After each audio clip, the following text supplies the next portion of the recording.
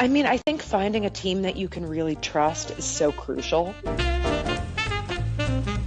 You build a community of people that you can call and work for. Never allow the fear of failure to prevent you from engaging in your full life. And that's what's the most important thing.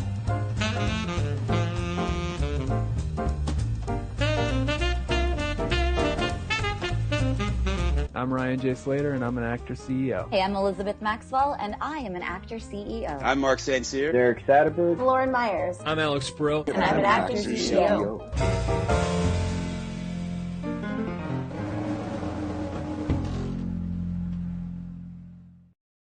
Yeah! What is up, everybody? Mike Moreno here from the Actor CEO podcast, here live in the Acting Business Mastery Group. Thank you so much for joining us. I'm super excited to be doing something we haven't done before, which is a live panel. So I've got a number of guests sitting in our green room, our virtual green room, waiting to jump on board.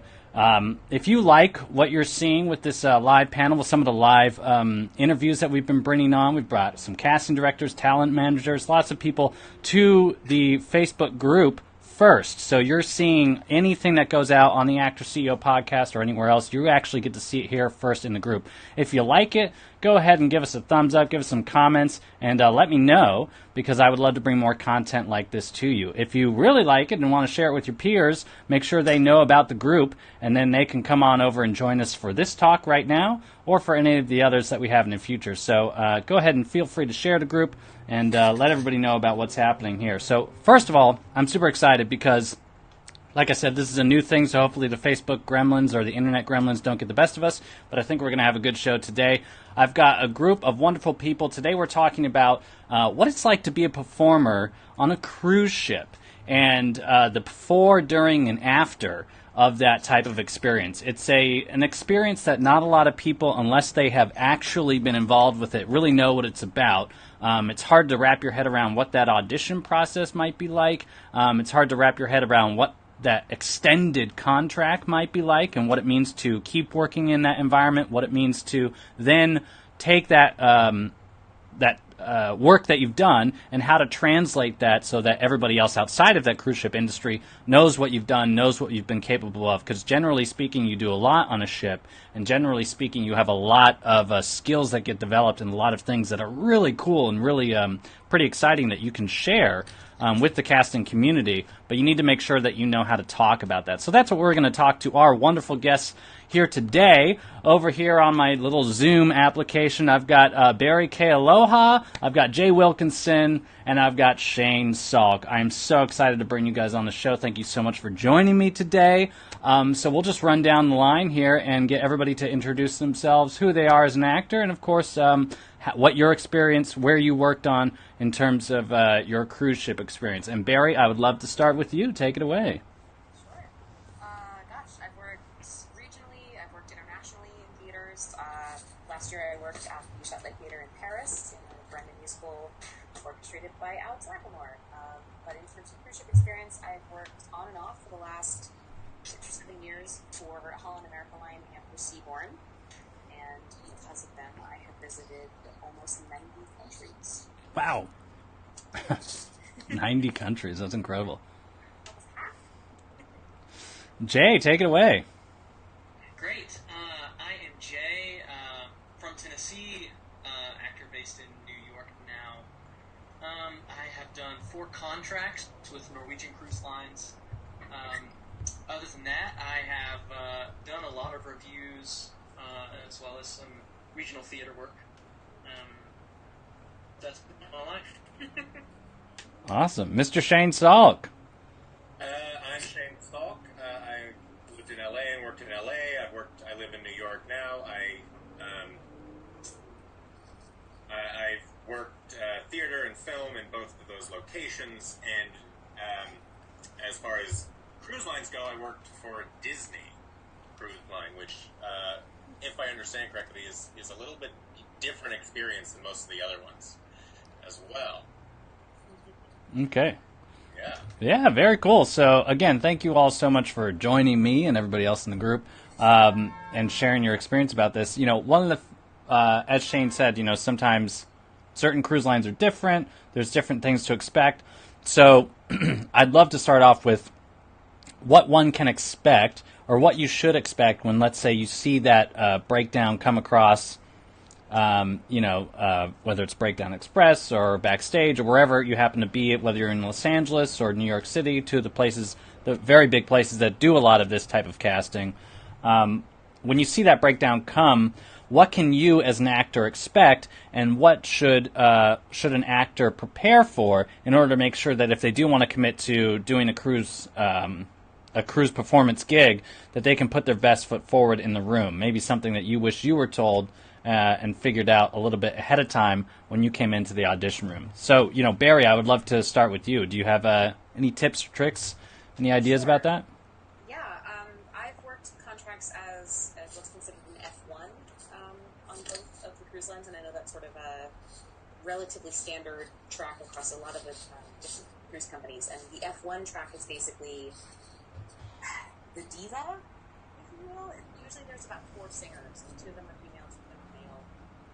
So you sort of have to know your vocal type. The male tracks are generally split into sort of the pop rock guy who can screll to Jesus, and then the other guy who's got a little bit of classical training. Same kind of thing with the ladies. So the F1 is generally the Idina Menzel, Whitney Houston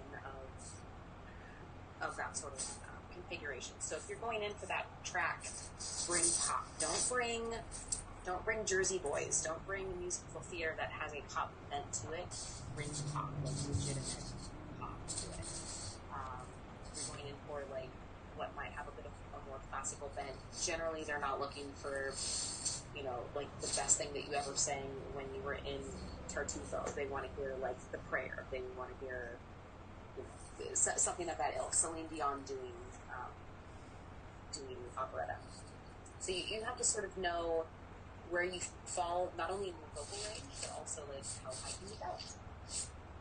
Things like that. They want to know how well you can sell a song, but they definitely want to hear your possibilities. They don't want to. This is not a musical theater friendly world unless you're doing a book show, which I'm sure you'll hear about with Norwegian and some other lines that do full-on book shows. But for the general wash of cruise ship shows, you want to bring your best pop song. It's the short version of that answer. Great. Yeah. No, that's good to know. And Barry, I just want to throw out that I don't know if you're holding your laptop on your lap or something like that, but maybe your clothes or something's brushing against your laptop mic, and so we're getting a lot of that sound as well. So just be mindful of how you're interacting with your laptop, because we do pick up a lot of that sound. But that's all a ton of information that I wouldn't have known going into that audition. So Jay, do you have any insight as to your experience from it and something that you would have appreciated knowing before getting on a ship? Yeah, I definitely second what Barry said. Coming out of undergrad, I knew cruise ships was something that I was interested in. Without knowing a whole lot about it, I had a feeling like this is the kind of scheme that best fits my skill set. And I was lucky to have, I went to a small school in Tennessee, and another girl who went to my school a few years back, she made most of her career in cruise ships, and so I reached out to her and just asked her, what should I prepare? And she literally broke down by the cruise line what most of their shows are doing. And so at the time, I think Carnival was very pop rock and Motown. Stiletto was very doing a lot of classical repertoire, and so on and so forth. And so I was able to kind of craft an audition. Wow. And to go off of what Barry said, I would describe the cruise ship scene as very aesthetic, or at least from what I know, in terms of appearance as well as in the music being performed. So I would say, bring in the thing, not necessarily that you're going to act through, but the thing that is really just going to show you off. As for me, I classify myself as a tenor, but in the cruise ship world, I'm very much a Barry tenor, because I don't have those very high belt and really high notes that you would expect from a true pop tenor. And so I kind of fell into a lot of standards with Frank Sinatra and Michael Bublé, which Norwegian had in a lot of their shows. And so that's is that something that you would maybe throw out to others who are auditioning to know that even though you might classify yourself one particular way, you may the cruise ship may actually break you down in a different category, so you might want to be prepared to have material that showcases that as well. Is that right? I definitely think that's true. Mm. Cool. Awesome information. So, Shane, what was your experience going from knowing nothing about really cruise ships to, or maybe you did know something, maybe somebody helped you out, to then jumping into that audition process and figuring out what you needed to know in order to get through that process and book a role? Yeah, so I think it's going to happen a lot during this thing is that my experience was very different. First of all, I was working for Disney, and all Disney shows have all Disney music. So you know what Right. you're going to go in, you know that you're going to be singing Good point. some Disney of some sort. They have 4 different ships, so a lot of the shows are different. So depending on what ship, they're going to want to hear something different. A lot of the time, they will say, "Come in and prepare Hakuna Matata. Come in and prepare blah blah blah." Right. Okay. So you'll have a little bit more idea. When I first went in for my audition, so I do not, especially after working on cruise lines with people singing, Circle of Life and stuff, these divas, as you're saying, I'm not that qualified as a singer. I'm good. As long as there are casting directors watching, I'm incredible. but I'm really much more of an actor who sings. I was the genie on Disney Cruise Line, so I didn't have to do for the audition, I didn't have to do the big belting numbers where I had to sound incredible. I had to, I belted "Friend Like Me," but it's also not "Can You Feel the Love Tonight?" Right. And when I actually went in the first time, they had me prepare "Friend Like Me," and then they asked what I had in my book, and they had me sing "On the Street Where You Live," which surprised me. Until I found out that once I got cast, you are put into a lot of different shows in a lot of different places. So don't be surprised if they ask for something else, because on all the Disney ships, there are basically 3. I was on 7-day cruises, and I was performing 6 nights, different shows every night.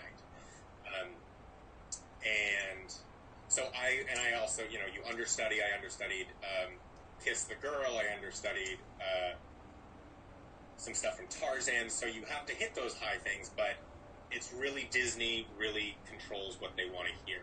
So you don't have to worry as much about, is it pop, is it this, is it that. They'll give you exactly what they're looking for. I also had a different experience because the ship that I auditioned for was a brand new ship, and they were brand new shows. So something I didn't know when I went into the callback was that I walked into a room full of about 12 people, and it scared the crap out of me. But That's because everything was in development. Everything was in development. So Right. I had 3 different directors. I had, I don't even remember. I blacked out. But they are really looking. So if you can hit, bibbidi bobbidi boo, amazing, but you can't do anything else. They will want to see a diversity because they're going to place you in 3 to 5 different shows. Right. And I was unaware of all of that. I thought I was going in to do this one thing, and it was intense. So that being said, speaking of, because I know that this is very true, I know theme parks do this as well, so sometimes performers need to be extremely varied in terms of what they can do. But a cruise ship is so unique because once you're out there, They can't find another person. So, so they need to make sure that they can use as many people as possible in multiple different places. They can always throw you overboard. So, but Well, they can fire you, but Okay, so but the point is, like, they have a lot. They try to make so many different experiences happening on the ship, and they want to use you in many different ways. So, does that mean that people need to is it really geared towards people who are triple threats, sing, dance, and everything else, or is it like, can you kind of be a little bit more narrowed and specific in terms of what you're capable of doing? Again, Barry, like we'll throw the question to you right off the bat if you want to answer it.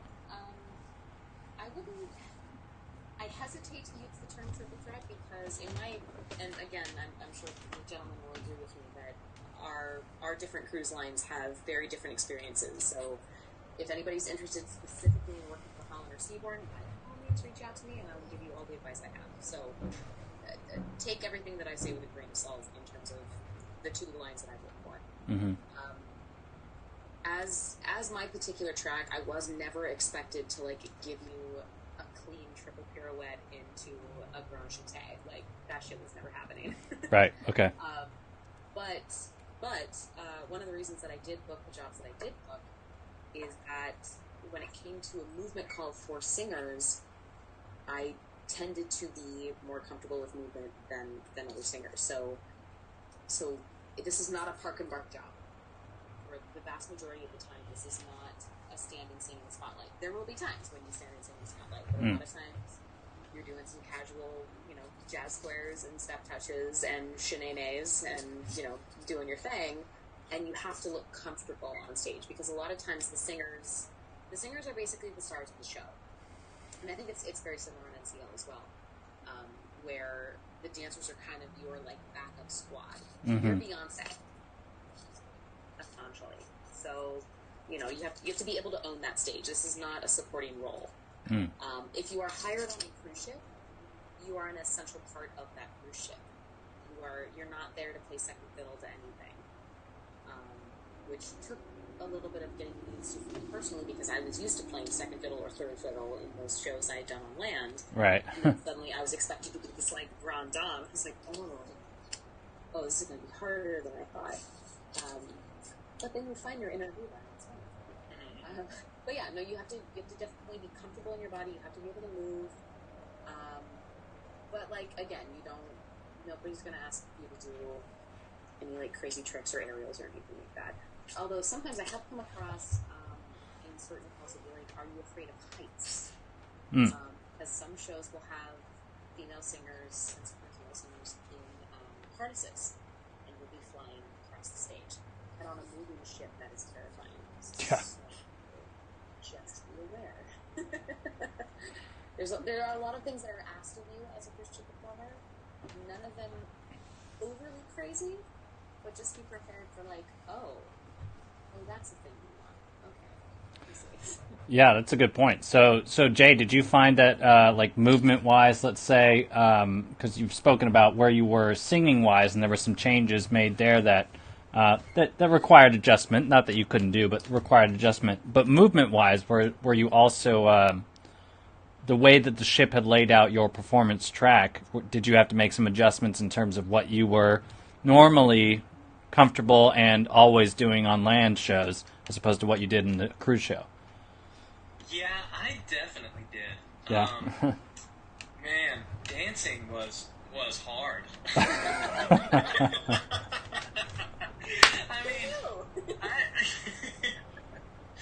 Yeah, that has been the single-handedly most challenging thing about cruise ships is you get hired as a singer and they're like, no, you're at least gonna be a mover. At most, you will be a singer-dancer. Yeah. And that was really tough. And I was gung ho about it. At least, for my first contract, because that's when the biggest shock was. My consecutive contracts, I kind of knew what was going in. But yeah, that took a lot of work to at least, as Barry said, look comfortable on stage. And I knew I was going to be, up there with a bunch of people who do look comfortable on stage. And so in those moments, that really pushed me hard to make sure I'm keeping up, because we all don't want to be that person on stage that kind of sticks out. What about, so Shane, I know that yours was obviously a little bit different because Disney has their own thing, you were a character role, and they were perhaps making a lot of adjustments, obviously, with your show because it was new. But again, like, was there a point where maybe you were like, oh, okay, now in the back of my brain I know that if I get on a cruise ship again, maybe Jay's experience, maybe having movement training is going to be a little bit better for me because I'm going to actually be doing far more dancing than personally as an actor I'm ever really required to do, which would be my scenario for sure. There's definitely for most of the people on the cruise ship for Disney, their experience is that same thing. I wanted to say something. If anybody's watching and knows nothing about cruise ships, when we talk about tracks, what that is so like for Disney, there were 5 different shows, and when they cast me as the genie, that means that my track is going to be Genie in this show, Timon in this. I wasn't Timon, but like Timon in this show, and Sebastian in this show. And so most of the time when they cast the next cast, when they hire the next cast, it'll be very similar tracks. So the dancing changes a little bit because what they do is the first day you show up, at least for Disney, they do a dance. What do they call it? A dance trial. So they line everybody up and you go over a bunch of dance steps and they look at people and then go, okay, so dance number 2 is this one, dance number 4 is this one, we'll have them be this monkey and that be, and the dancing changes a little bit depending on people's talents and styles and stuff like that. Disney had 3 female dancers. So all the really tricky stuff, there were 3 female that all they did was dance.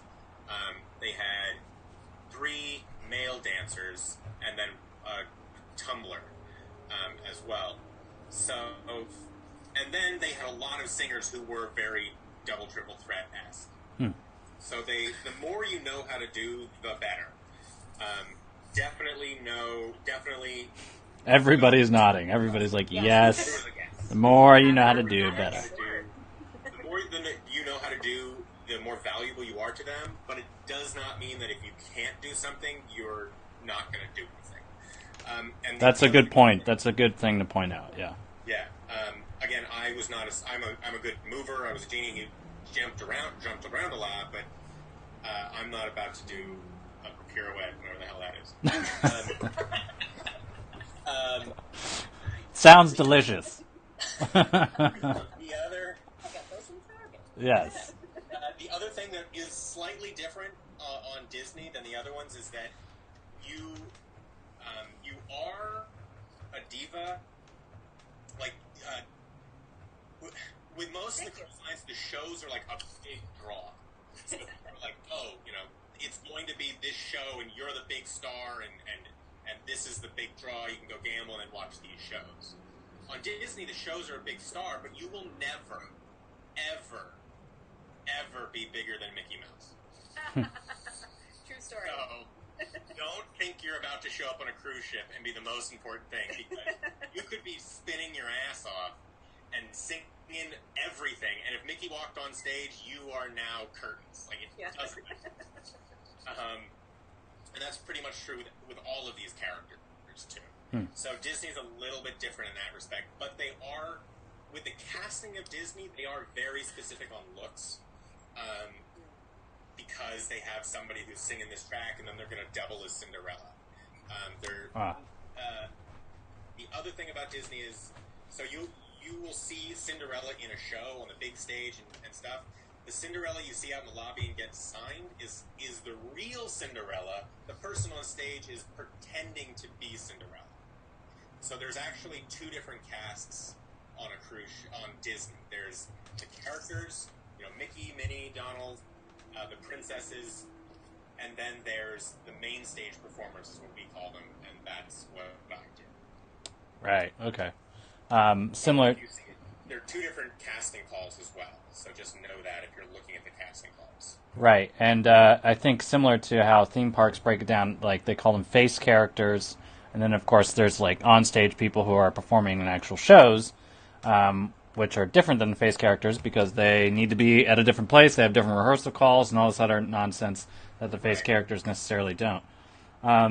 So now, just go ahead. There's actually three different. I'm sorry. So you'll have a face character, which is like Cinderella, any of the princesses. Then there's the main stage, which is what I did, which is on the stars, and then you have the furry characters, the characters. Right. And the costumes. So there are three different ones. Which not every cruise ship is going to have. It depends on what ship you take. Right. So now we've crossed the threshold of what it takes to get on the ship and certain things that it's very helpful to know prior to deciding to embark on this journey, if you will allow me the metaphor. So now let's talk about life on the ship. So now we've got some people who've been cast.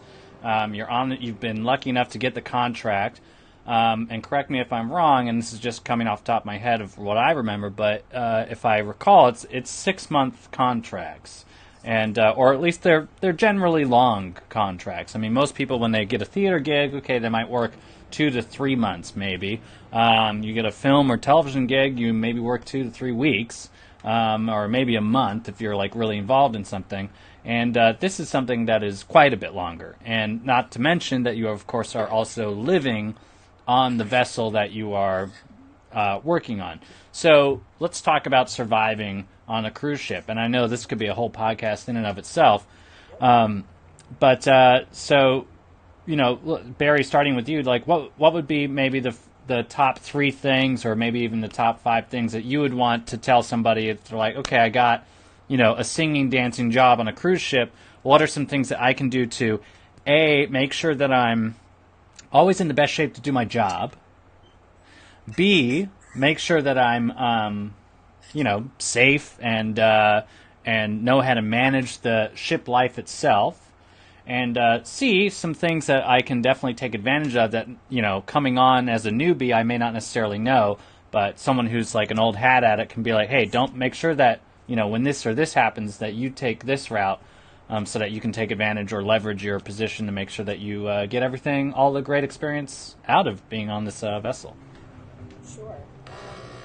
This may be an unpopular answer, but my first piece of advice would be to say that it's not going to be always the best experience. Right. Fair enough. Go into the ship, not the contract itself, because the contract. Think of the contract as something sort of separate from what actually happens when you're on the ship. Okay. Go into the ship life knowing that you are not going to be treated necessarily as well as you think you are going to be treated. Let me just give you sort of a base layer of that mentality. A lot of times, singers especially will get their own cabins, which is a privilege that is denied to the vast majority of people who work on cruise ships. Mm-hmm. You're basically, let me put it this way, you're basically coming onto the ship as the most hated person on the ship, whether you like it or not. Regardless of who you are as a person, and regardless of how lovely a human being you are, you're going to be hated by a solid 35% of the crew. Because you're getting a privilege that almost nobody else has. You're getting a privilege nobody else has. You're getting paid a hell of a lot more than most people. Right. And through the eyes of the people who work on the ship, you work less than everybody else. Sure. Most people on the ship are working 11 to 16-hour days. You may work once every 2 or 3 or 5 days, depending on the cruise. Mm-hmm. Now, this doesn't take into account the years and years and years that you have spent in training and preparing. Sure. Nobody gives 2 F's about the years that you have spent earning this job. All that the people on the ship care about is who you are in that moment. Mm-hmm. So just come onto the ship knowing that nobody's gonna throw you a ticker tape parade while you embark on the ship. That being said, that doesn't mean that everything has to be hellish. Be kind, ways. Make friends wherever you can, in whatever department you can, and not in like a creepy, like, I'm gonna see what I can get out of you sort of way. Just genuinely be aware of the people who are around you, because you're gonna be with them for a long time. As you said, these contracts are not short. Generally speaking, you'll be on a ship anywhere between 6 and 10 months. I worked a contract once that was supposed to go for 11 months. Wow. It was many months. So yeah, so just be aware that this is a long haul, and in any situation that you know that you're going to be with mostly the same number of people and the same kind of people for that period of time, you know, don't shit where you eat. Just be aware of the people that are around you, and be aware of the relationships that you're making. But at the same time, and I'm speaking solely from my own experience, but as a woman, it can get very problematic in that arena, and be very thankful if you work on a ship that has an HR department. Just gonna make that base statement. Do not be afraid to speak up for yourself. Do not be afraid to speak up for your safety, as it pertains to yourself and to your other crew members. I wish somebody had told me that when I first started. There you I go. was so terrified of losing my job because you are an at-will employee. Right. You can be fired for any reason or for no reason. And it's different than getting, fired from some restaurant here in New York City. Whatever, you go into your apartment, drink a couple bottles of wine, and you're fine. You get fired from a cruise ship, and you're in VFE Cambodia. You have to fly yourself home on your own expense. Depending on your cruise line, you may have to pay for your replacement flight out to your ship. There are visas, there are problems, there are issues. So there's a lot more going into raising your voice on a cruise ship and in other jobs. And I wish somebody had told me that. So, but you should be aware that you can do it, and there are routes to go about it, and there are people there to help you and protect you. You can, but do not be shocked if people laugh at you. And record every single meeting that you have. There you go. Oh my God, I wish I had been told that when I first came on. There you go. Always, always, always, especially with the advent of smartphones. I started my cruise ship career before smartphones were a thing. So, always, always, always. I don't care if it's like your best friend is like, hey, I just want to meet you for a coffee in the Lido for just a quick chat. Carry your phone with you. Record that conversation. You never know when that's going to come back and pay you next. There you go. Record everything. Wow. Guys, record everything. See, that's insider information that nobody would know unless they were able to get that info from somebody who's been on. There you go. And sip the tea. So Jay, jump in on the conversation here, man. So what would you break down as, some of your top punch list items to make sure that somebody knows coming on board, and maybe something that you wish you knew before embarking on that journey as well? Great. This is. I've had several friends kind of ask when they're getting or wanting to get into the industry, and maybe they booked that first contract. And they ask, "What's it like?" And it's either I can type you a 10-page paper, or I can say, it's you're gonna have to figure it out for yourself. I think what Barry said, being kind, I think that goes a long way. At least for me, and I can guess for maybe a lot of the people who are Americans going on cruise ships, you will be the minority, which can be a very enlightening thing. You get to experience a lot of different cultures, a lot of different people, the way they live their life. I've found I've really enjoyed that. That's been a great thing. Point number 2, you will have 1,000 bosses, or what seems to be like that. As a performer, most of the time, if we're in a theater, we're concerned with keeping, maybe the director happy, or the dance captain happy, or the vocal captain happy. On the ship, you have your shoreside directors, people who put in the shows, maybe the people who had a hand in hiring you. You obviously, want to keep them happy, your actual directors. And then you have, an entertainment boss that's actually on the ship. as well as a safety manager, security manager. You know, and the list goes on and on all the way up to the captain. And I found that can be a little, you know, tough to deal with, especially if you're not expecting that. So that was a really hard thing, and I think just, you know, trying to remember that you are an employee of a company and not just an employee of theater. And with that, you know, goes along with a lot of safety issues, especially on a ship. You know, God forbid anything terrible happen, you know, they want to make sure the people on board can handle what is going to happen. So there's a lot of trainings and a lot of people you have to answer to, a lot of random room checks to make sure you don't have anything, you know, that we might take for granted here living in New York. And third, cabin fever's a real thing. You know, sometimes you just get caught up in watching whatever is on your computer or on TV, and, you know, you realize you haven't seen the sun in 12 hours. Hard drive. Yeah, hard drive. Bringing a hard drive and having shows on that is definitely a ship quirk. But yeah, cabin fever's a thing. Even if you got a really good show, make sure you see the sunlight. Yeah. There you go. Shane, you want to add? You want to add anything to this about? Yeah. I went on to this cruise, like the cruise contract.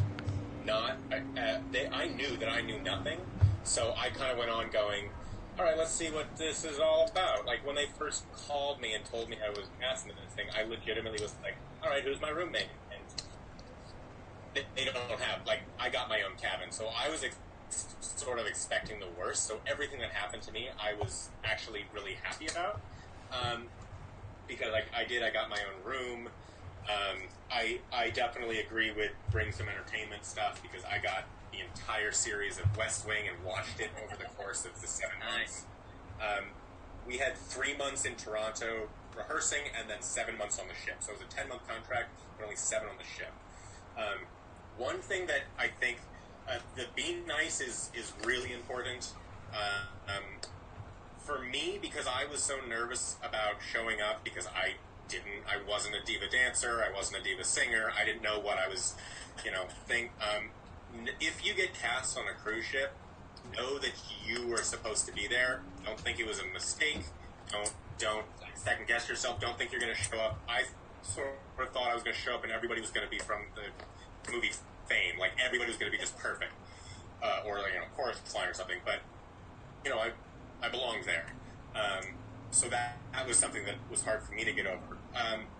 I think a lot of the experience that you have does depend on who's in your cast, because for at least Disney, I spent a lot of time with the cast. We didn't have as many complete days off. Not only did we do 5, 6 shows a week, we also helped with, and that was 5, 6 different shows, and those shows we performed 2 to 3 times a day, which is not always the case. Even with that, we would still get bored. We also had to help with the characters, so we'd go out and take Mickey, and we'd help with photographs and signatures, stuff like that, getting Mickey to sign stuff, which is very humbling when you just, for me, I had to paint myself blue. It took an hour, and then I was in makeup for 9.5 hours every day that I did that. But even with all that, even with the cheering thing, if I was standing next to Mickey, nobody knew. So, and nobody knew who I was. Sometimes you can get recognized. I was in 2 fat suits and painted blue, so it never really was an issue for me, but Aladdin would get recognized as some other people. Which is weird walking around the ship, because Disney doesn't necessarily want you to tell people. Some of the other cruise ships says, hey, would you guys all go drink in the bars with the guests and chat them up and all this stuff? Right. Disney was like, don't do that. Don't tell people who you are. If they ask, sort of like, keep the magic alive for the kids, that kind of thing. the other thing, the two things that I'll say that I noticed, I saw people go through a lot, is that one is people that thought they were divas, and then were like, well, I don't understand why I don't, and I'm like, shut up, man. Like, they wanted us to, like, cover our shoulders after 6 o'clock, and I was like, that's fine with me. It makes sense, because these people are on their vacation. A lot of people go on a cruise ship and going, well, these people are, like, vacationing where I live in my house, and they have that attitude. To me, it made sense to me that these people paid thousands of dollars, and I'm living on their vacation. Right. So even when I'm not performing, my job really is to still make sure they have a good time. I don't have to do anything. I walk around. If they have questions and I see somebody having a problem, I'll answer it. But if you come in with a mentality of that, it seems to make it a lot easier, instead of trying to fight every rule and being like, well, I don't understand why I can't walk topless to the pool. Like, put a shirt on while you go to the pool and then take your shirt off, and people, like, throw this big stink. The other thing that I would be aware of is that I mean, Mike and I went to college together, so in college, I was not a huge partier. Like, I had my nights, we had great nights, but it wasn't something that I did every single night or every other night, once a week, maybe, not even, because I was in rehearsals and working. This was the first time I ever had one job, and I couldn't even try to do a second job. So, there's a crew bar, and in that crew bar, I never spent more than $1.50 on a drink, and most of the time it was about 25 cents. That I saw people become very problematic for some people. You have to be able to control this, because, I was 27 when I went on the cruise for the first time. The youngest people were like 18, 19. There's a huge age gap. I don't know if it's across all cruise lines, but some of these people are just getting out of high school. They get on a cruise, they have money for the first time, and they can figure out how to get alcohol. And for me, I drank and I partied more than I ever did in college because I was able to. But I definitely saw people go off the rails, and I saw more than 2 people get fired because of it. Because if they show up drunk at work, if they show up hungover, those kind of things, you're in trouble. So those are 2 things to really be aware of is, yes, there's a lot of fun, but if you go crazy, it can really screw you up for a long time. There you go. That's fair to say. Amazing points. Thank you, guys. So I want to definitely make sure that we get in on this broadcast what it means to come into your cruise experience. Rack up however many hours or whatever it is on your cruise experience, and then take that to the outside world. Let's say to the places where they may not fully understand what it means to. Where do you think they might care? Yeah, or to the places where now we're coming either back to the New York market, and there's the theater aspect of what you do. Or maybe you're in Los Angeles, and there's how are you going to translate that into acting experience and what that really means, and stream on. Pause for like 3 seconds. Cool. I think we're live to the Facebook group again, so I want to make sure we wrap up with this last question, which is translating your on-ship experience to the larger acting world. Do you have any recommendations on that? Do you have any ideas about how to make sure that people get that full perspective and how you can best leverage your experience from doing this cruise ship thing, which is very unique, to then translating that into your larger acting career? So again, Barry, let's start with you and walk down the line here and get an idea about that as we wrap up. Sure. That's a very interesting question, and it's one I've been asked many times. You sort of have to make that split between people who do sort of what are considered standard cruise ship shows versus people who do book shows.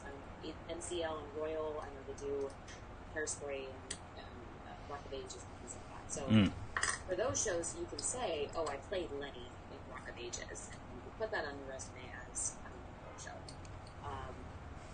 I have gone back and forth with my own personal resume. Right now, I list my cruise ship experience as live performances because I also do a lot of kind of variety gigs and cabaret acts and things like that. So that tends to sort of lend itself to that.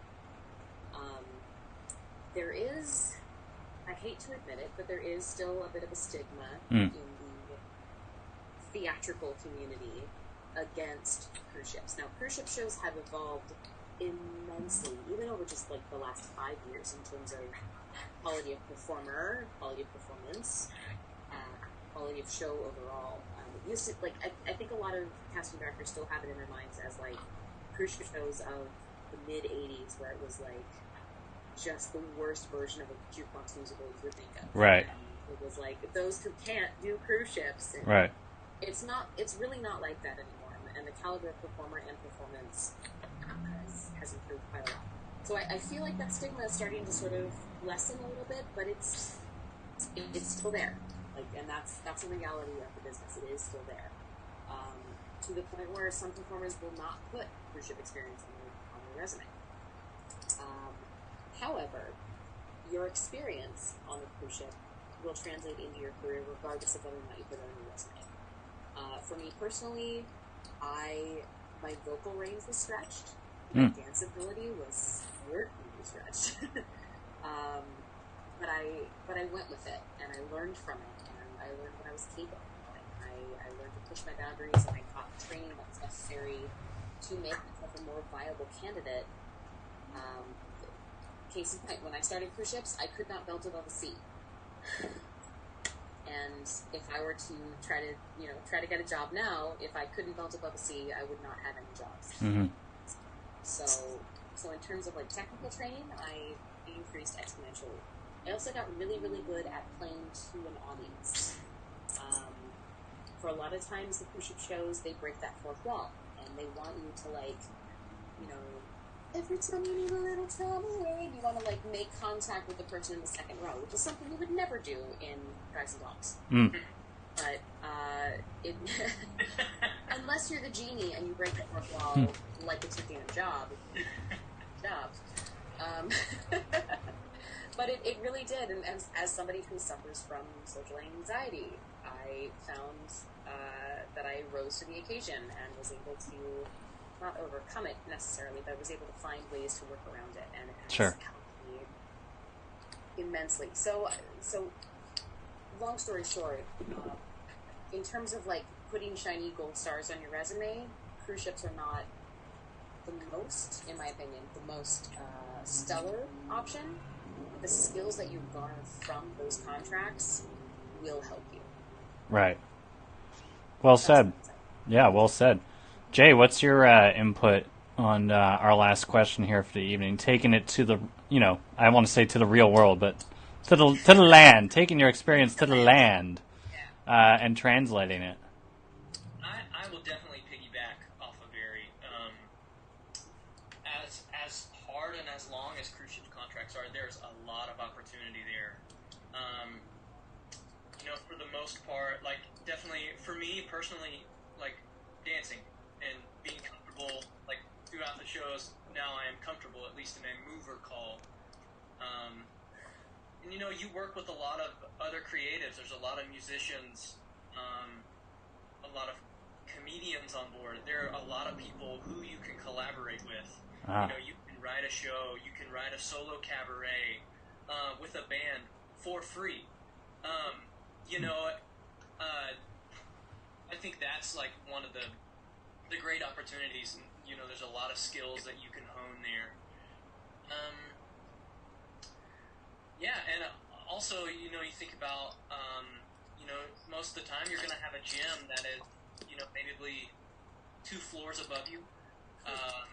So you have a really good chance of getting in good shape and helping you prepare for maybe the audition season ahead. And obviously, the finances of it.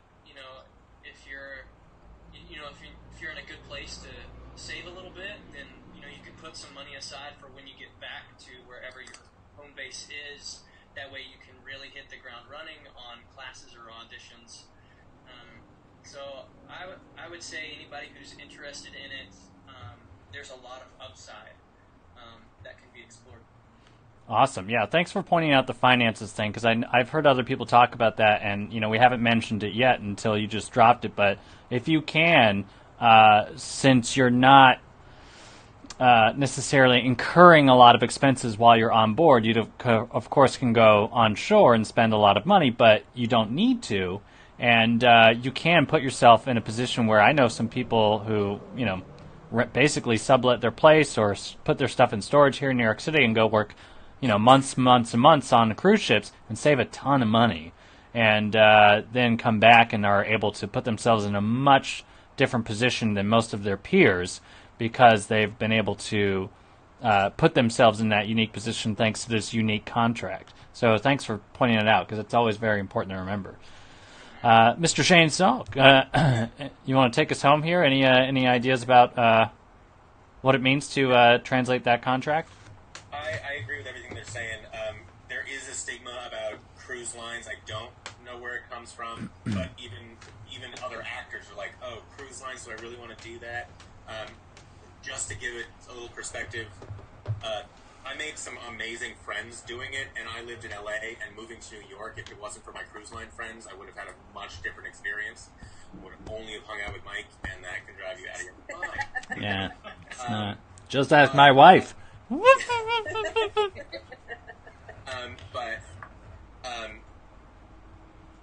of my best cruise ship friends toured is right now in Waitress and was toured with Book of Mormon for like 2 years. Another one is in Book of Mormon on Broadway and then went on the tour, and one is right now touring with Finding Neverland. So they're incredibly talented people. The best performers I've ever met, I definitely met on cruise ships.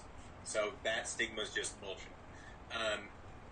On my resume, I don't say cruise ship either. I say international tour. But I do say Disney theatrical, and then I'll talk to them about it if I need to. But I don't know if that's necessary, or if I'm just putting the stigma on myself. But I definitely understand that a lot of people do that. The other thing... one thing that, depending on what type of person you are, can be really, really great about cruise ships. I don't just perform, I also write and produce. I spent a lot of time on the cruise ship during my off time writing. By the time I left, I had 3 new treatments. I had produced 2 audio, I do voiceover stuff. I had 2 full-length audio shows that I had used cast members, or I had recorded people from mainland, and they just sent me the files. So there's a lot you can do artistically yourself if you're trying to do that other stuff. We had master classes for the dancers, would teach master classes, so people would do training whenever they organized it. I had talked to a friend of mine about doing singing lessons, so you can really keep yourself busy, and you can work on your own craft and all that stuff on the ship, even if you're not on the mainland. But I will admit I was expecting a lot more people to be like, oh, you just did what? Great, we'll represent you. Come audition for this thing. And it did not happen. But it doesn't mean it's not good. It just means it's not the magic bullet that you might think it is. Right. Yeah. One other thing that I wanted to mention I didn't mention before was that I say, I partied more than I had in college. I also worked my ass off more because we had rehearsals all the time. You're in backup rehearsals, you're understudy rehearsals. People be like, oh, it looks like you're partying all the time. Yes, it does look like that, but that's because nobody's taking pictures and putting things on Facebook and me crying on the floor at 2 in the morning rehearsing. So don't think it's just one giant party. Right. True. Half of one giant party. Yeah. Yeah, right. The other half is a mental ward. That is the most accurate description of ship life I've ever heard. There you go. We nailed it. It just took an hour. We freaking nailed it. Guys, I can't thank you enough. Thanks to everybody who catches the video. Of course, thanks to everybody who catches the podcast on this very special, very unique Actor CEO podcast panel. I would love to do this again in the future. If you want to hear more about this, drop some comments, share it with people that you like. Just give us a shout out over on the Actor CEO Facebook page, or of course here in the Acting Business Mastery Group. Let me thank my panel. Thank you so much, Barry. Thank you so much, Jay. Thank you so much, Shane, for coming on and sharing your experience with such a unique performance gig for actors. So I appreciate it. I learned a lot, and I think a lot of people who have thought about it and have seen those breakdowns come down and know they have some skills that apply to it now will hopefully have a much better understanding of what it means. So thank you. I want to reiterate, I said this in response to one of my first questions earlier. If anybody has any questions, I am more than happy to be a resource. Please reach out to me via Facebook or my website or whatever. Like, please, if you have any questions about ship life or any other thing, really, I'm very happy to be a resource. Well, I'll make sure I share, the Facebook, at least your Facebook connections for everybody who was part of the panel. And if you have a Twitter or an Instagram or something that you want to share instead of that, or you want to share in addition to that, so that people can stay up with you guys and follow you and reach out if they have more questions, I will absolutely share that again, of course, in the show notes and on the Actor CEO page as well. But let's get a big wave from everybody. Thank you so much for joining us. Thank you, everybody, for watching. Thanks for being a part of this. And we will see you next time. Podcast with Mike Moreno.